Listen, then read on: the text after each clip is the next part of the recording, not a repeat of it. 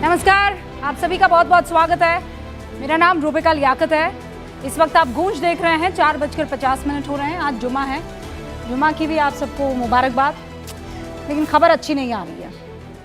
हम किसी और मसले पर डिबेट करने जा रहे थे, लेकिन उससे पहले खबर बरेली से आती है और ये ऐसी खबर है जिसने सबको चौंका कर रख दिया है। कल जिस बात का डर था और जिस बात का डर इसी शो में, आपके पसंदीदा शो में बार बार सामने रख रही थी, वो डर आज सच में तब्दील हो गया।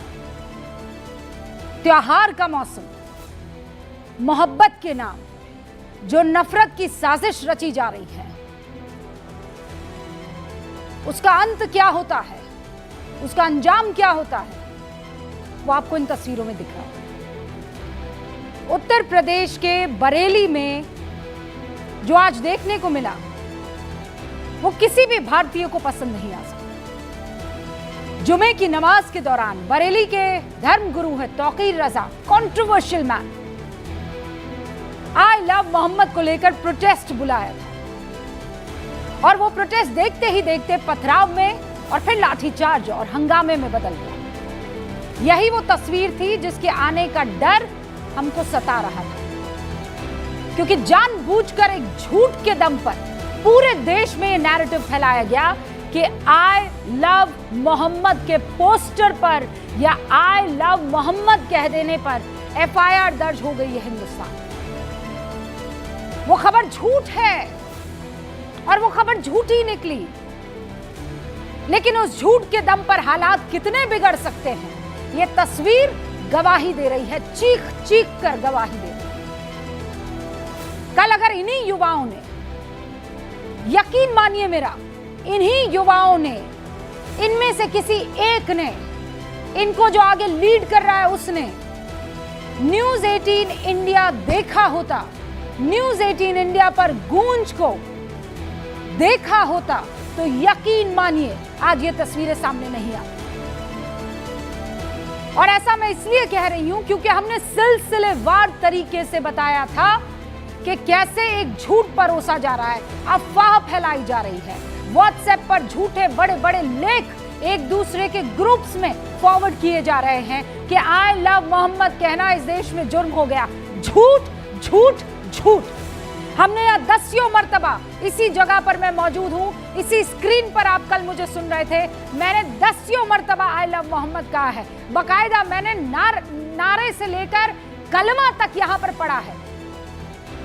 ये लोकतांत्रिक मुल्क है, कोई एफआईआर दर्ज नहीं हुई, किसी ने आकर हमको ना डराया, ना किसी ने आकर किसी तरह की कोई कंप्लेन की।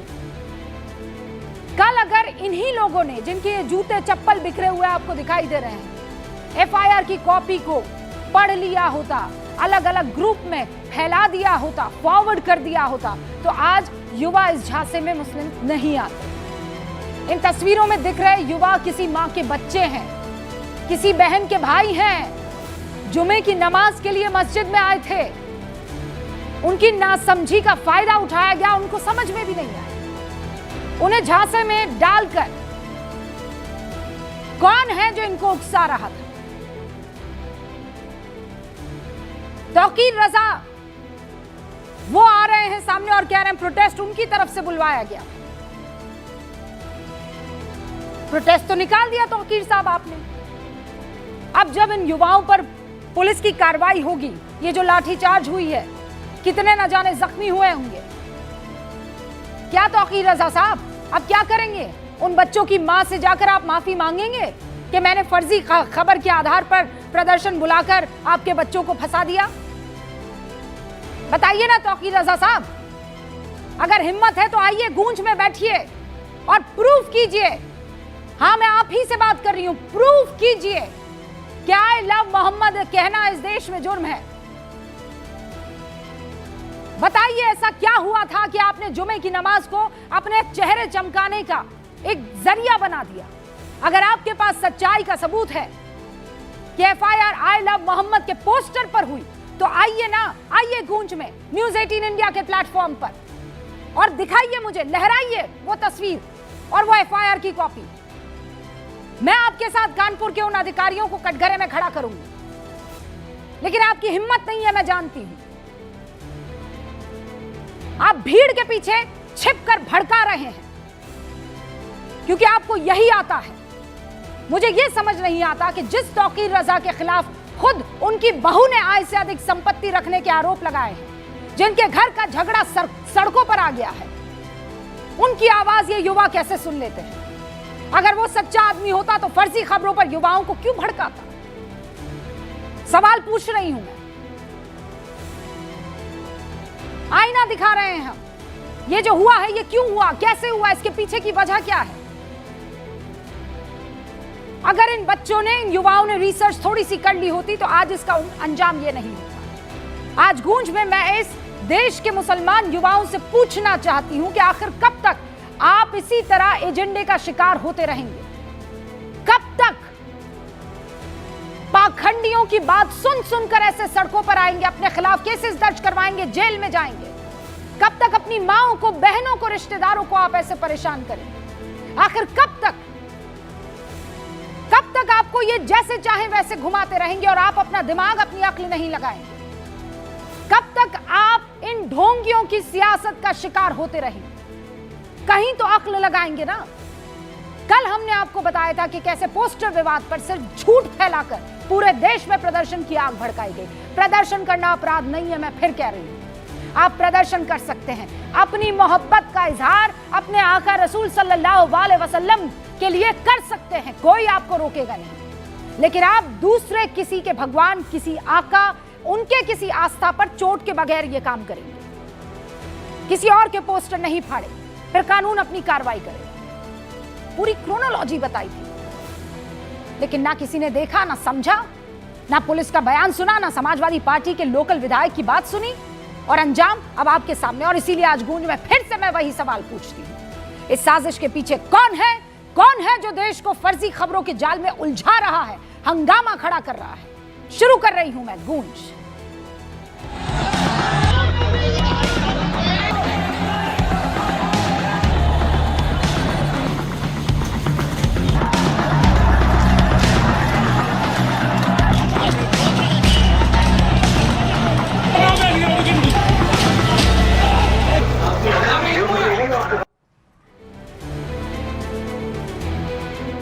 जुमा का दिन है, अल्लाह की इबादत कीजिए, तस्बीहां पढ़िए। पत्थरबाजी, लाठीचार्ज कौन देखना चाहेगा? सारे खास मेहमान हमारे साथ जुड़ चुके हैं। बरेली में इस वक्त ग्राउंड जीरो से मेरे सहयोगी दीपक बिष्ट जुड़ चुके हैं। पहले ग्राउंड जीरो से उस रिपोर्ट को आप समझने की कोशिश कीजिएगा, क्योंकि वो वहां पर मौजूद है जहां पर लाठीचार्ज हुआ था।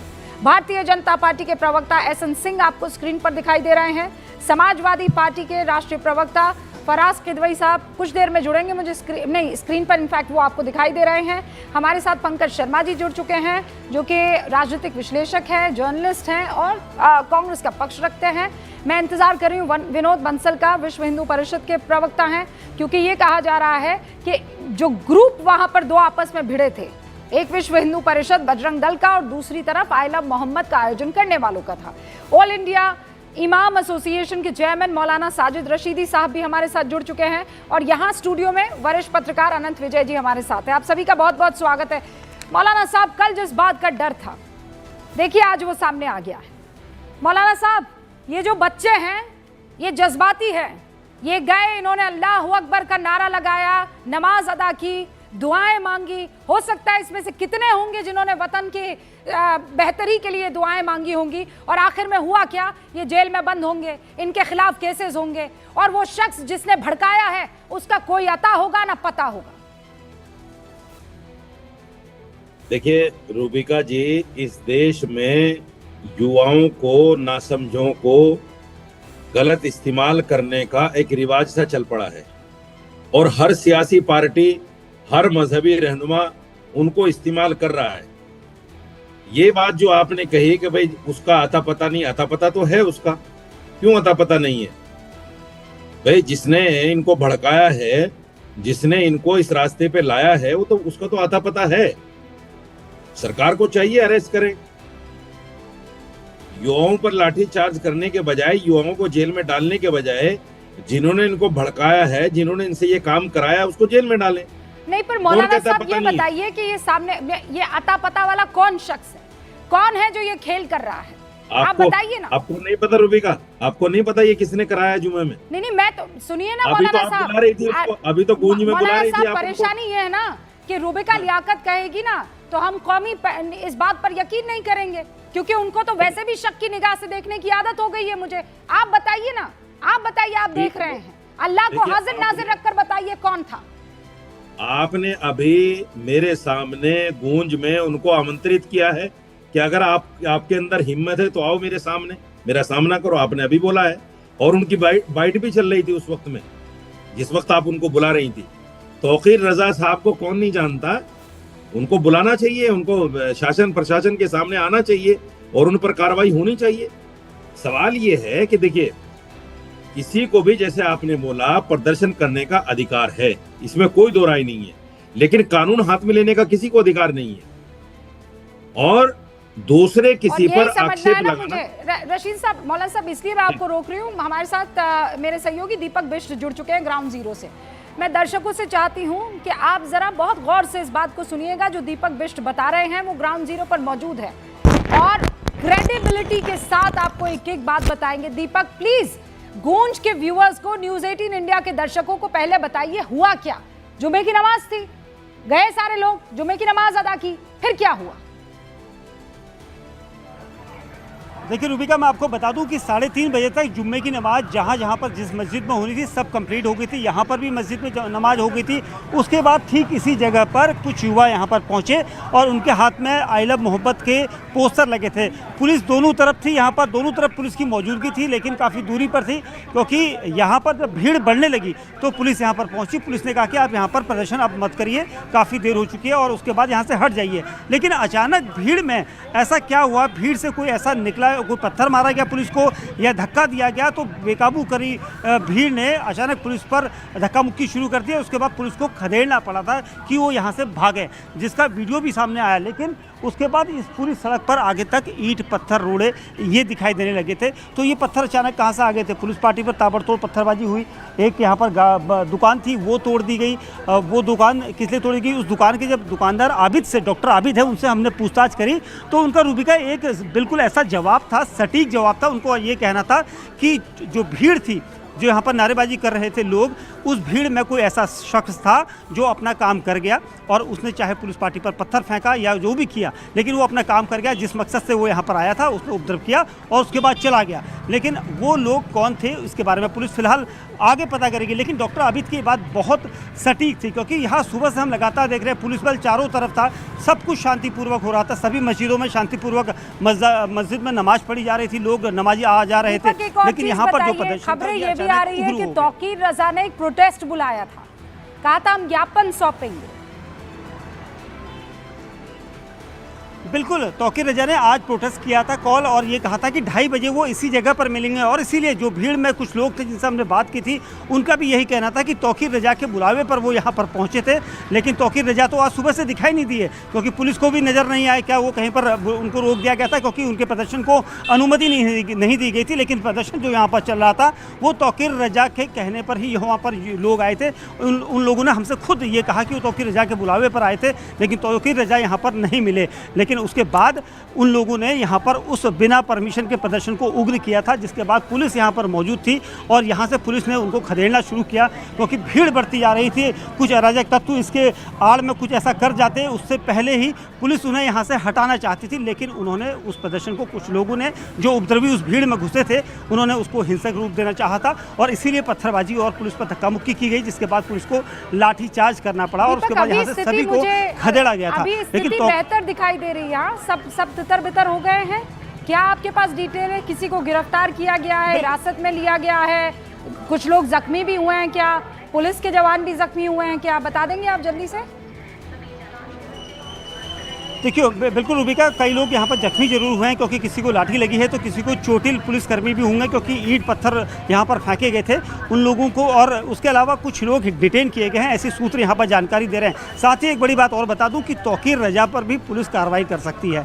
वो इसलिए क्योंकि तौकीर रजा ने यहाँ पर युवाओं को बुलाया था, यहाँ लोगों को बुलाया था कि आई लव मोहब्बत के नाम पर वो यहाँ पर इकट्ठा होंगे, प्रदर्शन करेंगे, और इसीलिए अब उनकी आड़ में यहाँ पर प्रदर्शन हुआ जिसकी परमिशन नहीं थी, और इसलिए पुलिस यहाँ पर तौकीर रजा पर कार्रवाई ये कर सकती है, उनके खिलाफ भी मामला यहाँ पर दर्ज किया जा सकता है। लेकिन कब होगा ये देखना होगा। फिलहाल पुलिस सीसीटीवी फुटेज जहाँ जहाँ पर लगाए गए हैं वहाँ की मॉनिटरिंग कर रही है। और ये इस वक्त की बड़ी खबर है, पत्थरबाज से आपके पुलिस सूत्रों से जो बातचीत हो रही है उसमें ये बड़ी खबर है कि तौकीर रजा पर अब कार्रवाई कर सकती है पुलिस। बिल्कुल निश्चित तौर पर कार्रवाई हो सकती है क्योंकि ये जो प्रदर्शन था यहाँ पर जितने युवा यहाँ पर लोग जो खड़े हुए थे वो सिर्फ तौकीर रजा के बुलावे पर आए थे। तौकीर रजा का एक वीडियो भी सुबह हमने प्ले किया था, वायरल हुआ था, जिसमें उन्होंने कहा था कि मैंने अपना ऐलान अभी खत्म नहीं किया, मेरा ऐलान वही है कि मैं यहाँ पर प्रदर्शन करूँगा। हाँ, एक चीज़ जरूर थी कि तौकीर रजा ने ये वीडियो में जरूर कहा था कि वो प्रदर्शन शांतिपूर्वक करना चाहते हैं, एक ज्ञापन राष्ट्रपति को देना चाहते हैं। लेकिन जो ये भीड़ आई थी इनको कुछ नहीं पता था, कि इनको ये नहीं पता था कि यहाँ पर प्रदर्शन क्या करना है, बस सिर्फ हाथ में आई लव मोहब्बत के पोस्टर्स लेकर वो चल रहे थे। लेकिन अचानक भीड़ उगरी हुई, भीड़ में से क्या किसी ने पत्थर पुलिस पर फेंका, क्या धक्का मुक्की की, इसको फुटेज जो आसपास कुछ सीसीटीवी फुटेज है उस पर चेक किया जाएगा। मैं दोबारा आपका रुख करूंगी और आप प्लीज अपना ख्याल रखिएगा। हालांकि हालात अभी बेहतर दिखाई दे रहे हैं। अब बाकी जो मेरे मेहमान हैं, सुन लिया, तौकीर रजा बुलाते हैं और उसके बाद फराज किदवई साहब ना अते ना पते, कहां पर है तौकीर रजा कोई नहीं जानता है, लेकिन लाठीचार्ज होता है, पथराव होता है, हंगामे की स्थिति बनकर आ जाती है। कौन जिम्मेदारी लेगा इसकी? रूबिका जी, जिम्मेदारी तो इस प्रदेश में अगर कुछ भी होता है लॉ एंड ऑर्डर के मामले में तो जिम्मेदारी तो सरकार की होती है। मैं रूबिका जी कोशिश ये करता हूं हर डिबेट में कि थोड़ा सा ह्यूमर लाऊं, मगर ये इतना टॉपिक सीरियस है कि यहाँ पर ह्यूमर की जरूरत नहीं है। नहीं, कोशिश भी लेकिन मत कीजिएगा। सागर खयामी साहब का एक शेर आपकी डिक्शनरी से ह्यूमर हटा दूंगी सर, मत कीजिएगा। ये बच्चों के मुस्तकबिल का सवाल है फराज भाई, डोंट डू दैट। नहीं देखिए, अरे मैं तो बोल रहा हूँ ना पहले ही मैडम, उसमें आप इतना क्यों वो हो रही हैं। मैं लेकिन एक शेर जरूर सुनाऊंगा। आपके चेहरे पर मुस्कान है, मेरे चेहरे पर मुस्कान नहीं है फराज भाई, आप समझ नहीं रहे हैं। ये जो लड़के अभी गफलत में सड़कों पर निकल आए हैं आई लव मोहम्मद के नाम पर, ये जिस तरीके से भिड़ गए हैं, इनकी पूरी जिंदगी खराब हो जाएगी सर। क्या आप समझ रहे हैं? आप लोगों को तो यहाँ बोलने का मौका मिल जाएगा, इनका क्या होगा? बोलने का मौका आप दे ही कहां रही हैं। अब मैं बोलूं? सुनिए रूबिका जी, सागर खयामी साहब का एक शेर है कि ऐसी कोई मिसाल जमाने में पाई हो। नहीं, ये शेर है, ये गधा नहीं है रूबिका जी। और अगर आपको शेर नहीं समझ में आते हैं जो कि बड़े बड़े मौजू पर पढ़े जाते हैं, बड़ी बड़ी घटनाओं पर पढ़े जाते हैं, मुझे कविता और शेर गांधी जी ने भी पढ़ी है। शेर और गधे बुला, ये गधे नहीं है, ये शेर है, पोएट्री है और इंसानों की बात चल रही है यहाँ पर। मैं बिल्कुल भी उस मूड में नहीं हूँ कि आप इस डिबेट को जरा भी किसी भी लेवल पर ऑफ ट्रैक करने की कोशिश करें। Sir, I am not interested in your share today, I am sorry, track करने की I am not interested sir. आपको शेर और शायरी करनी है, आप किसी और मजलिस में चले जाइएगा। फराज भाई प्लीज, मैं जब ये तस्वीरें देख रही हूँ मुझे किसी और चीज की समझ नहीं है। आज की तारीख में ना शेर की समझ है और ना ही किसी और कविता की समझ है। मुझे बस असलियत बता दीजिए, ये कौन है कमजर्फ जो इन बच्चों को बरगलाता है, इन युवाओं को बरगलाता है? आई लव मोहम्मद कहने पर देश में हंगामा हो गया है, जुर्म हो गया है। निकलो युवाओं बाहर, बन जाओ जेंजी और खाओ लाठियां। आने कोई नहीं वाला बचाने तुमको। सुनिएगा, अब सुनिएगा, अब सुनने की हिम्मत रखिएगा। और इसलिए हिम्मत रखिएगा कि वो विनय कटियार है। विनय कटियार, आ जाइए, खुद आ जाइए, अरे आ जाइए, इधर आ जाइए, बहुत हिम्मत है। सुनने की हिम्मत रखिए, पूरी हिम्मत है। वो कमजोर विनय कटियार है जो क्या कह, अरे सुनिए मैडम, नहीं सुन पाइएगा क्योंकि भारतीय जनता पार्टी के नेताओं को मैं एक्सपोज करने जा रहा हूं। अरे आई लव मोहम्मद में विनय कटियार कहां से आ गए? आई लव मोहम्मद में कहां आ गए कि वो बोल, विनय कटियार इसलिए आ गए हैं कि वो बोलते हैं मुसलमानों को अयोध्या में रहने का कोई अधिकार नहीं है। क्या आप सुन नहीं क्या पाएंगी, आप लोग आपकी कितने हिम्मत नहीं है कब सुनने तक की, आप क्योंकि झूठ के भारतीय बल जनता पर पार्टी युवाओं को का एजेंडा बरगलाएंगे? डिले हो जाएगा। थोड़ा जमीर बिल्कुल जगा डिले हो लीजिए जाएगा। फराज भाई, थोड़ा जमीर जगा जगाना लीजिए पड़ेगा। खुदा के जमीर वास्ते। लोगों को जगाना आई पड़ेगा। लव मोहम्मद का प्रोटेस्ट अब अयोध्या पर पहुंचा दिया आपने। एक कमजर्व था जिसने कहा कि आई लव मोहम्मद कहना जुर्म है, एक और कमजर्व यहां पर जो कहने की कोशिश कर रहा है कि विनय कटियार की वजह से ये भीड़ इकट्ठा हुई। आप ये कहना चाह रहे हैं मुझे? किसने कहा? किसने कहा? किसने कहा? किसने कहा कि विनय कटियार की वजह से भीड़ इकट्ठा अरे हुई? भैया, ये जो किसने आप कहा? शेर व शायरी का माहौल बना रहे हैं ना फराज Rewind किदवई करिए, साहब, आपको selective उसके hearing का वो शिकार हैं। देखिए, आप selective सुनिए hearing का सर, शिकार हैं, ये जो please, कवि अपना की इलाज व्याख्या है ना, करवाइए जाकर के। ये व्याख्या उसी किसने तरफ कहा? जा रही है कि विनय किसने कटियार ने कहा? कहा कि अयोध्या में मुसलमानों को कोई आप- रहने का हक आप नहीं है, रूबी तो बरेली में करिए, मुसलमान इकट्ठा हो गया। For God sake Faraz Kidwai साहब प्लीज। रूबिका जी अब सुनिए, नहीं नहीं नहीं नहीं नहीं, आपका एजेंडा में डिरेल कर रहा हूं इसलिए आप मुझे बोलने नहीं दे रही हैं। आपको शेर गधे लग रहे हैं। और जहां तक रही बात आई लव मोहम्मद, सर गधे अगर खुद को शेर समझने की कोशिश करे तो मेरी गलती नहीं है। Fact will be fact. गधे अपने आप को शेर समझने की कोशिश ना करें। Be patient, please be patient. Fine. सुनिए, be patient. Fine, I will be पे नो फाइन। मैं पूरा सब्र के साथ आपको सुनूंगी फराज भाई, रूबिका जी, मैं पूरा सब्र के साथ आपको सुनूंगी, ठीक है? आई लव, अरे मैडम सुनिए तो, आई लव मोहम्मद का मसला ये है ही नहीं, मसला ये लव का है जो भारतीय जनता पार्टी नहीं समझती है कि लव क्या है। अच्छा। क्योंकि ना तो ये संविधान से लव कर पाए, ना इस देश के झंडे से लव कर पाए, और खाली इन्होंने अगर लव किया है तो हेट से किया है, नफरत से किया है। जो बीज इन्होंने बोया है आज वो काट रही है जनता, और उसका नुकसान इस देश का युवा उठा रहा है। क्या बात कर रही हैं आप? ठीक और है। विनय कटियार को कोर्ट करना पड़ेगा, हाँ, कीजिए, और कोर्ट कीजिए। इसलिए करना पड़ेगा बेफिक्री से कि वो ये कीजिए। कह रहे हैं कि अयोध्या में मुसलमान नहीं रह सकता। क्या बात कर रही हैं आप? इंदौर के एक विधायक जी का लड़का बोलता है कि हिंदू व्यापारी जो है वो मुसलमानों को अपनी दुकानों से नौकरी से हटा दें। क्या बात कर रही हैं आप? सुनिए सर, कपिल मिश्रा क्या बोलते हैं? सुनिए सर, कपिल मिश्रा सुनिए क्या सर। बोलते हैं, और कोर्ट उनके बारे बरेली में क्या में जो बोलता हुआ है? है उसका इन कपिल सबसे मिश्रा क्या ने लेना दंगे देना है, भड़काए, पहले मुझे ये बताइए। दंगे भड़काए। और मुझे ये बताइए, यहाँ बैठकर जितना और ज्ञान सुनिए। आप दे रहे हैं, आप गए थे इन बच्चों के साथ? हाँ, आपने खाई थी लाठी इन बच्चों के साथ? बताइए मुझे, क्या कर रहे थे आप घर पर? रूबिका जी, हाँ, आप रूबिका यहाँ जी, बैठकर भड़का रहे हैं, सुनिए। और आप मुझे ये बताइए, ये मैं जितने घर पर जितने नहीं- भी बच्चे बाहर निकले हैं, जितने भी बच्चों ने लाठियां खाई है, जितने भी बच्चे बरगलाए गए हैं, उनकी रिस्पॉन्सिबिलिटी आप लेते हैं? उनके मुस्तकबिल की रिस्पॉन्सिबिलिटी आप लेते हैं? खड़े रहकर बस नफरत नफरत नफरत। आई लव रूबिका मोहम्मद, जी, किसने आप रोका आई सुनिए, लव मोहम्मद आज कहने जुमा से? था। मैं कहती हूँ 10 बार कहूंगी, अरे पूरा टाइम अब बोलने जो दीजिए, बचा है ऐसे बोलती काफी रहूंगी। बोलिएगा। I love Mohammad, I love Mohammad, I love Mohammad, I love Mohammad, I love Mohammad, I love अरे मोहम्मद। नाराज हो जाएंगे आपसे लोग। हाँ, बताइए, BJP कौन वाले नाराज हो रहा है संघी मुझसे? नाराज हो जाएंगे, क्यों बोल रही हैं आप? झूठे हैं आप। अरे ये संघी नाराज हो जाएंगे हाँ, आपसे। देखा, झूठे ये हैं संघी आप। नाराज हो आप जाएंगे, ऐसे ही प्लीज डरा लिल्लाह डरा ऐसा कर, वो मत बीजेपी करिए। बैठी हुई है, अरे वो लिल्लाह ऐसा बीजेपी मत बैठी करिए। हुई है, ये विश्व हिंदू लिल्लाह परिषद मत के करिए ऐसा। यहाँ पर विनोद बंसल बैठे हुए हैं। सुनिए, विनोद मैं बंसल क्या को कर लाइए रहा था, स्क्रीन ये भी पर। सुन लीजिए। भारतीय जनता मैं पार्टी क्या के कर रहा प्रवक्ता था? को लाइए स्क्रीन पर। मैं कर क्या रूबिका रहा था, लियाकत सुनिए। यहाँ पर बोल रही है, आई रूबिका लव जी, सुनिए। मोहम्मद। नहीं, आपने रूबिका मुझे लियाकत बोलने बोल नहीं रही है, दिया। ला इलाहा इल्लल्लाह मोहम्मद रसूलुल्लाह। रूबिका लियाकत बोल रही है, अल्लाहू अकबर। अरे आपकी रूबिका नौकरी लियाकत चली बोल रही है, जाएगी, आई लव क्या मोहम्मद। करेंगी बताइए मैडम? विनोद होम बंसल क्या मिनिस्टर करेंगे से आप? जाएगा। बताइए अरे विनोद बंसल लिल्लाह क्या ऐसा मत करेंगे करिए, आप? आपके हाथ जोड़ अरे रहा आप हूं। झूठ बोलते हैं, अरे मैं ये भी मत एक्सपोज बोलिए, करती हूँ। विनोद आपकी नौकरी बंसल, चली कोई जाएगी, दिक्कत आप है मेरी आपको? बहन है। आई लव मोहम्मद अरे कह रही आपकी हूँ मैं। नौकरी चली जाएगी मैडम, आप मेरी बताइए। बहन है, प्लीज। हाँ, नौकरी अभी प्लीज देखते मत ना। करिए ऐसा। लेट अस सी 10,000 मर्तबा आपसे प्लीज ज्यादा मत बार करिए, बोल होम चुकी मिनिस्टर से हूँ। आई होम मिनिस्ट्री से लव फैसला मोहम्मद, रहेगा, आप मेरी ला प्यारी इलाहा बहन हैं, इल्लल्लाह ऐसा मत करिए। मोहम्मद रसूलुल्लाह। और फख्र से कहूंगी कि मैं हिंदुस्तान क्या की कर मुसलमान दिया हूँ। आपने? विनोद बंसल ये क्या साहब कर दिया केस दर्ज आपने, करवाएंगे मुझ रूबिका पर? जी? बड़ा ताज्जुब होता है, ऐसे ऐसे लोग जो है ना, देखिए जब एक्सपोज हो जाते हैं तब ये अपने बिल के अंदर घुसने की कोशिश करते हैं और अपना जिहादी एजेंडा दूसरे के ऊपर लादने की कोशिश करते हैं।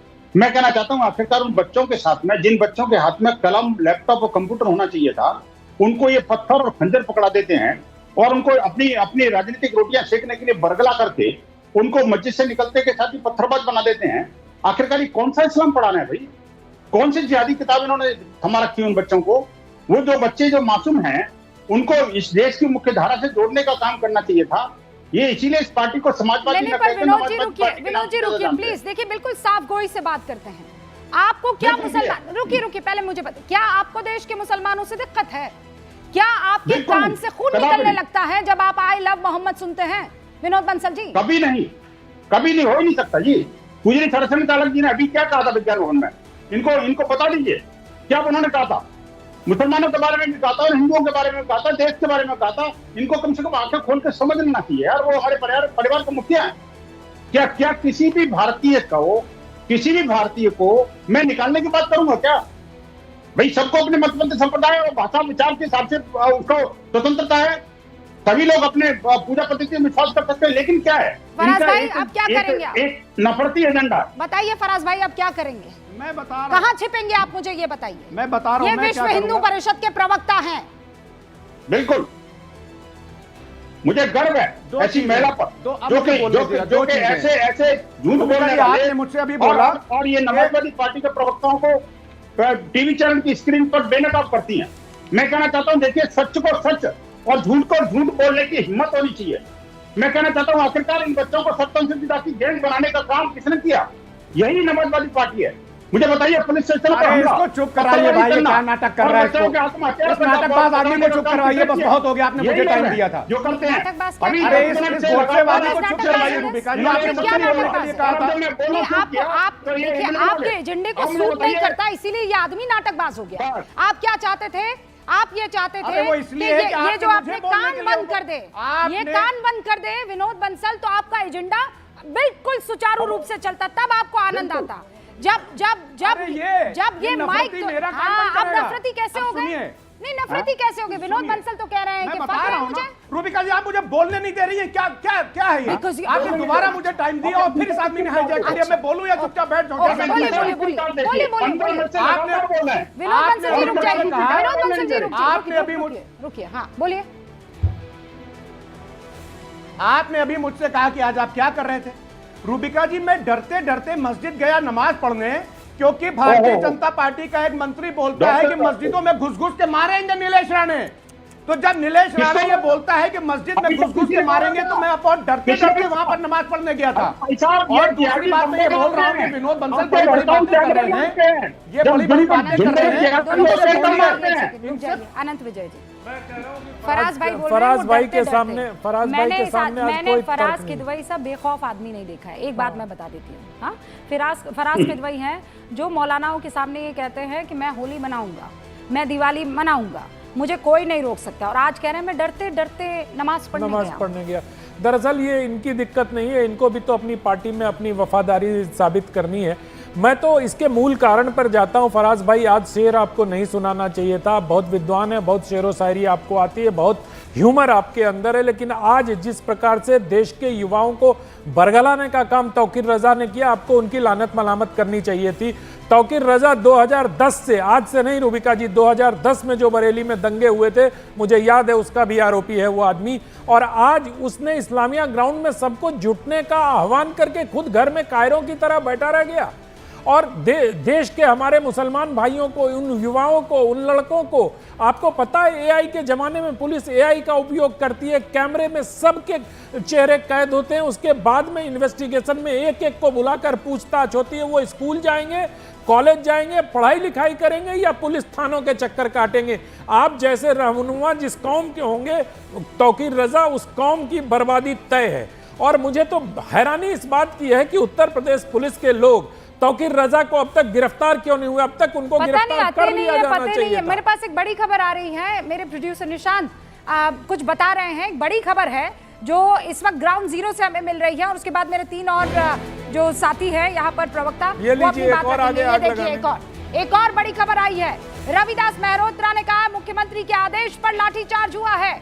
सीधे तौर पर आरोप लगा दिया है रविदास मेहरोत्रा ने, बीजेपी सरकार जनता की आवाज को दबाना चाहती है। ये बयान इस वक्त आया है रविदास मेहरोत्रा की तरफ से कि जुमे की नमाज के बाद बहुत बर्बर लाठीचार्ज किया गया, ये मुख्यमंत्री के आदेश पर हुआ। भाजपा की सरकार जनता की आवाज दबाना चाहती है। और कौन है रविदास मेहरोत्रा?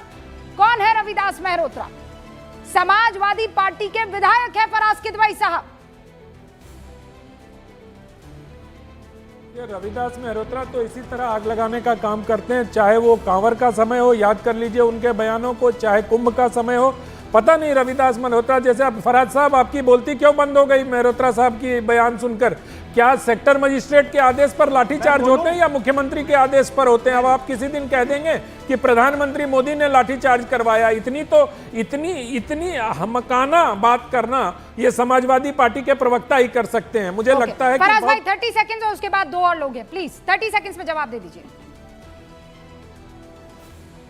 जब गांधी जी की हत्या हुई थी तो सरदार पटेल जी ने गोलवरकर साहब को चिट्ठी लिखी थी कि आपने देश में ऐसा माहौल बना दिया कि गांधी जी की हत्या हो गई। ये तो कलेक्टिव वर्क्स में है, पीछे मेरे पास लगा हुआ है। कहीं सर सरदार पटेल की और चिट्ठियां अगर साहब गोलवलकर जी और संघ के बारे में निकाल के आपको दिखाऊं क्या? अरे सुनिए, देखिए आनंद बहुत विजय जी, मैं आपके बीच में नहीं चिट्ठियां बोला दिखाइए रूबिका जी, सर। और मुझे पूरी तरह से दबाने की कोशिश की जा रही है। अरे please। अगर इस पर आपको डिबेट कौन दबा करनी है आनंद सकता है विजय जी सर? तो मैं कर सकता हूं। आपको सबसे ज्यादा मुझे समय कोई दिया प्रॉब्लम रूबिका नहीं जी है। ने। रूबिका जी नहीं, सुनिए रूबिका जी, उत्तर प्रदेश के माननीय मुख्यमंत्री जी ने जब गोमती नगर में पानी उछालने वाला काम हुआ था तो उसमें विधानसभा में खाली 2 लोगों के 12 लोगों में या 11 लोगों में नाम याद आए थे, एक मुसलमान और एक यादव। तो ये पूरी दुनिया देख रही है कि जिसके मंत्री बोलते हो कि हम मस्जिद में घुस घुस के मारेंगे, मुझे तो रूबिका जिनके जी विनय इसमें कटियार दूसरा- जैसे नेता कहते हो कि मुसलमान अयोध्या छोड़ दो, तो उनसे आप क्या उम्मीद कर सकते हैं? फराज किदवई साहब एक रूबिका बात जी, बताइए जिस कि तरह क्या से इसमें इनके- जो अभी आपके एक मुस्लिम लीडर, बहुत सीनियर लीडर जो अभी रिहा हुए हैं, उनका भी कुछ लेना देना है क्या आज के हंगामे से? जिस प्रकार से उन्होंने अखिलेश आज के यादव पर हंगामे तंज से हो- कहा, क्या आज उनका भी कोई है क्या? जिस प्रकार से आप मुख्यमंत्री तक ले गए इस बात को, उसी प्रकार से अगर मैं आजम खान साहब पर ले जाऊं कि उन्होंने जेल से निकलने के बाद जिस प्रकार अखिलेश यादव पर तंज किया और मुस्लिम वोट को इंटैक्ट रखने के लिए, क्या मैं मुझे मालूम नहीं है, लेकिन जिस तरह की बयानबाजी समाजवादी पार्टी की तरफ से हो रही है, क्या इन दोनों में भी कोई संबंध है क्या? फराज भाई, जिस तरह की अनंत विजय जी, जिस तरह की बयानबाजी भारतीय जनता पार्टी के नेता और भारतीय जनता पार्टी की लीडरशिप करती है, अगर वो मैं गिनाना शुरू करूंगा तो ये डिबेट खत्म हो जाएगी और रूबिका जी कहेंगे सर, कि भारतीय जनता पार्टी के याद रहते हैं, अपनी पार्टी के नेता फराज भाई कोई नहीं रोकेगा आपको। हर ना, बार ना, आप यही हमारी विक्टिम कार्ड पार्टी देते के हैं। विक्टिम कार्ड ना खेलिए। हर बार आप किसी ये बात कहते हैं कि रूबिका लियाकत मुझे बोलने नहीं देगी, पूरी बात बोलते हैं। ये क्या आप बार बार मेज थपथपाने लग जाते हैं और मारने लग जाते हैं? 25 मिनट हो गए रूबिका जी, आप ही सिर्फ से आप ही से मुखातिब बात हैं। कर रही हाँ। हूँ। अब दो और मेरे रूबिका मेहमान जी, पंकज जी, उसके बाद रूबिका फराज भाई ji. Please now give me some time, I will come back to you. Bharatiya Janata party के एसएन सिंह साहब भी यहाँ पर मौजूद है। एसएन सिंह साहब, मल्होत्रा जी का बयान आपने सुन लिया है, समाजवादी पार्टी की तरफ से उन्होंने चुनाव लड़ा है, जीते भी हैं, और क्या कह रहे हैं कि ये मुख्यमंत्री ने कहा, उसके बाद लाठीचार्ज हुआ जुम्मे के दिन।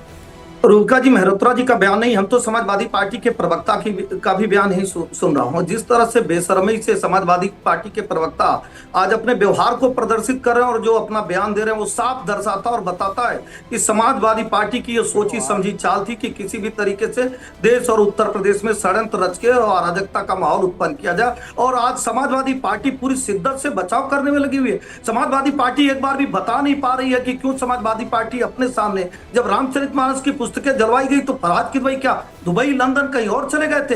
एक बार भी आप नहीं देखे होंगे भारत का कोई व्यक्ति। रूबिका जी, उस समय भी डिबेट की, लोगों ने कहा कि एक व्यक्ति मानसिक रूप से विक्षिप्त हो सकता है तो क्या सारा भारत विक्षिप्त हो सकता है? लेकिन पूरी समाजवादी पार्टी आज विक्षिप्त रूप में है, जो एक विक्षिप्त बयान के साथ, एक विक्षिप्त कार्य के साथ, समर्थन के साथ खड़ी है। मैं कह रहा हूँ रूबिका जी, आप बताइए, लॉ एंड ऑर्डर की मोहब्बत से- सिचुएशन किसके पास है? कौन मना समाजवादी किया पार्टी है? के पास तो नहीं है ना। फराज किदवई तो डंडा लेकर नहीं जाएंगे ना मस्जिद के बाहर। किसके रुका- लॉ एंड ऑर्डर की सिचुएशन संभालना, कंट्रोल करना किसके हाथ में है? देखिए, उत्तर प्रदेश में आज एक पारदर्शी सरकार है, तभी लॉ एंड ऑर्डर कंट्रोल हुआ है। नहीं तो रामपुर में, कानपुर में, बरेली में, बदायूं में, बुलंदशहर में 700 दंगे उत्तर प्रदेश की सरकार में होते हैं, कर्फ्यू लग जाते हैं, कर्फ्यू लग जाते हैं। और मैं कह रहा हूं, बयान की बात करते हैं, आज अखिलेश यादव ने मुस्कुरा के कहा लव। अरे लव तो लोग अपने माता पिता से करते हैं, परम पिता से करते हैं, उसमें तो आत्मीयता का भाव होता है। इतनी घृणा होती, इतनी द्वेष होती है। जिस घृणा और द्वेष का भाव आज यहाँ समाजवादी पार्टी के प्रवक्ता दिखा रहे हैं, यही घृणा और द्वेष तो समाज में फैलने का कार्य किया। हमेशा एक समाज को नीचा दिखा के सर, पर और ये किसी बताइए, एक धर्म को ऊंचा ये बताइए मुझे एक बात दिखाने का बताइए, ये तौकीर रजा ने अगर बुलाया था तो पुलिस क्या कर रही थी? ये कहाँ है? वेयर इज तौकीर रजा?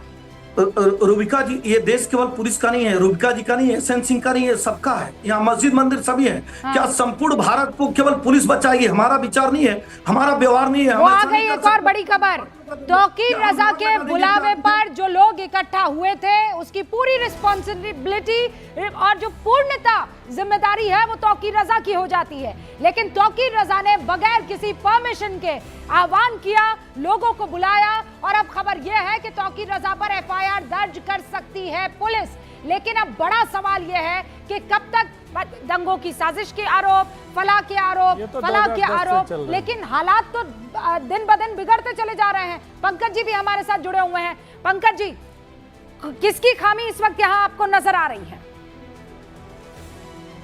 रजा की खामी तो है ही, उनकी गलती है और उनको इस गलती की सजा मिलनी चाहिए। उनके साथ और भी जो लोग हैं उन सबको मिलनी चाहिए। एक चीज और है, लेकिन ये बाराफात का जो जुलूस निकला था जिसमें पहली बार आई लव मोहम्मद के बैनर पोस्टर नजर आए थे कानपुर में, वो कब निकला था?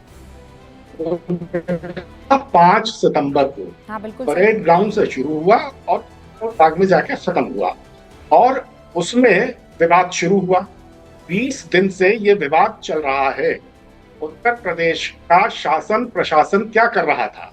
उत्तर प्रदेश का गुप्तचर विभाग क्या कर रहा था? क्या उसको अंदाज नहीं था कि इस तरह की स्थिति निर्मित हो रही है? जानबूझकर ये स्थिति निर्मित होने क्यों दी गई? और कानपुर में रावतपुर के इस तरह के जुलूस में 2018 में भी एक बार भारी तनाव पैदा हुआ था।